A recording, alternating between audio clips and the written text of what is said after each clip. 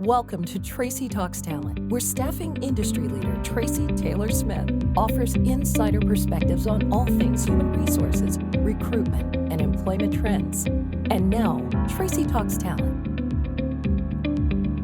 This is Tracy Talks Talent, and I'm Alicia. I'm sitting here with Tracy, and a hot topic for today is millennials in the workplace. And Tracy, you have been in business for decades now, and you've been in corporate America and as an entrepreneur, and you've seen a lot of shifts in the culture and the rise. Now millennials are, I believe, 75% of the workforce now. That is correct. And it's you've seen the shift in the generational shift. Could you speak to how you have had to change your approach or your perspective, or if you have, to better work with the shifting generations? Absolutely. I would say some of the change came organically as a business owner when we began to have more than 50% of our workforce be millennials. And some of it was forced change for me.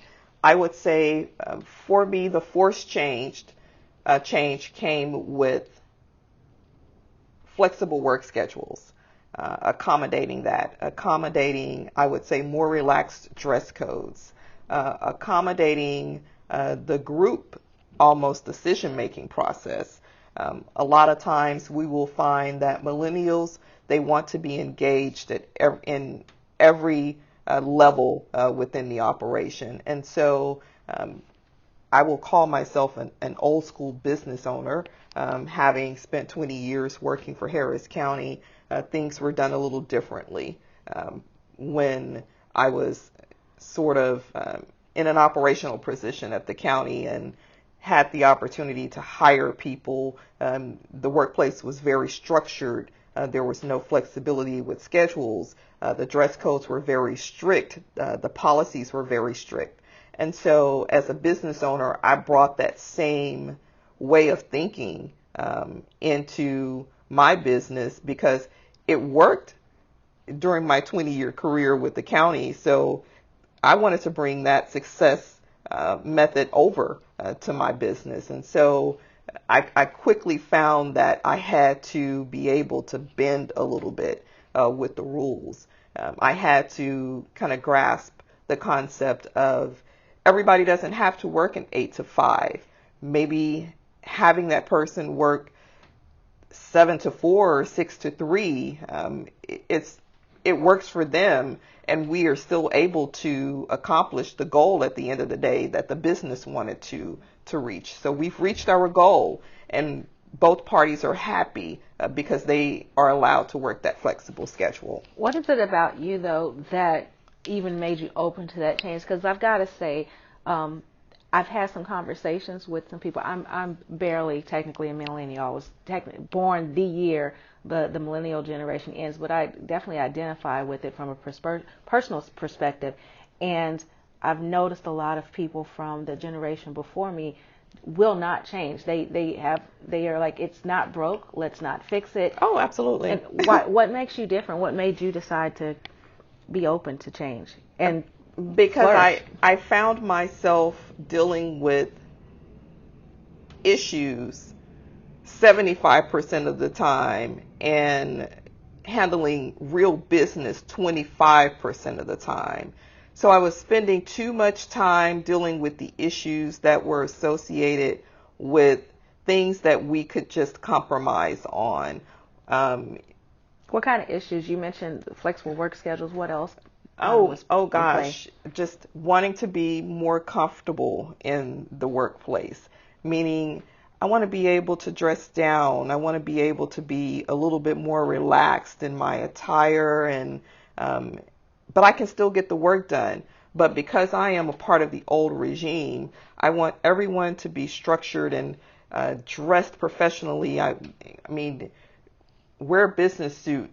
I come from that environment, and so it doesn't necessarily mean that they can't accomplish the goal at the end of the day if they come to work dressed relaxed. If that works for us and we are able to generate revenue in the business, then let them come to work relaxed. It's simple things that we can compromise with in order to make sure that all parties So essentially, you're are picking happy. your battles. I'm picking my battles, absolutely. Has that negatively affected you some? Because I understand that professional attire, at least it used to play a huge role in the face that you put towards your clients. Do you find that compromise, that the client side has also been changing and adjusting with the culture, or has there been any downside to So that the compromise, I would say for us, would be if we're not having a meeting with the client, if we are not engaging with applicants, then we're allowed to be a little bit more dressed down. But on those days where we are meeting with the client, we know that we have to maintain that business attire. And so that was the compromise. And you have that mutual respect. You have that buy-in from your millennial employees. Absolutely. We That's had awesome. that buy-in. Absolutely. That's awesome. Another thing I find interesting, and you spoke to it with wanting the group decision making. I heard it alluded to. I was reading something or watching something, and they talked about how the millennial generation grew up with parents saying, "Hey, John, hey, Timmy, what would you like for dinner?" And whereas the generation before mine would say, you get what you get and you don't throw a fit. You eat what I give you. And so we came about it honestly with expecting and almost feeling entitled to having some conversation, some buy-in on the decision-making process. Tell me a little bit more about that's a big thing to kind of let go of. Tell me a little bit more about how you incorporated a more inclusive decision-making process. I'm not going to say that every decision that is made in the office has to be one that is discussed with the group. So I don't want anyone to confuse the group thinking process with every time a decision is made, everybody in the office is going to be a part of that process. I would say some information shouldn't be shared with the entire group. But when we're talking about basic interoffice things that will affect us, or even when we're talking about a project, one of the client's projects, it's okay, completely okay, to involve the group. Let's talk it out. Let's decide as a group what would be the best way to approach this. It's going to have an impact on everyone in the office. It's going to have an impact on the client. What do you think? I always say that I don't want to be the smartest person in the room. So you want to surround yourself with people that are smart, that are able to move the company forward and to present the best solutions for the clients. And so I believe that millennials forced me to take a step back and say, okay, you're smart. You're an A player on the team. Tell me what you're thinking. I want to be able to leverage your opinions and your thoughts so that we all come to the right place at the end, the right place for us, the right place for the client. And so involving everyone in that conversation has worked for us in a lot of cases. The particular timing of the growth and the rise of your staffing firm from a startup to a multi-million-dollar business happened during the time of the great shift of the millennials coming of age and in the professional and working environment, and with the drastic changes in technology. What role do you think your adaptability has played in your stickability and the fact that you are still not just still here but thriving as a business during this time of great transition? Oh gosh, I would say me being flexible enough to change was one of the reasons why we are still here.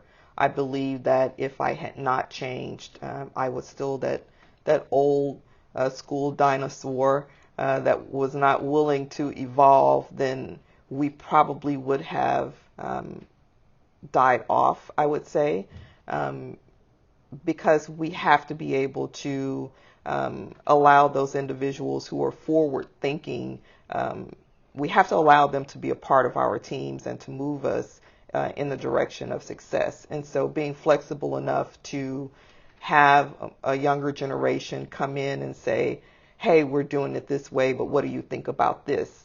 I believe it may be better. As a leader, I had to be open to listen to those conversations and to really take their ideas and run with them. So for me, it was a must change. I believe that because I did change the way that I thought about it, we were able to evolve with millennials. Well, thank you, Tracy. Let me think about it one more time. Trailblazing, yet evolving, adapting to the new generation, and all in all being a great business leader and boss in the whole process. Thank you again for your time and your insight on millennials. Oh, thank you, Alicia. Thank you for listening to the Tracy Talks Talent podcast. Please subscribe to future podcasts by logging onto our website at tracytalkstalent.com and following us on Facebook, Instagram, and YouTube at Tracy Talks Talent, and on Twitter at _Tracy Talks.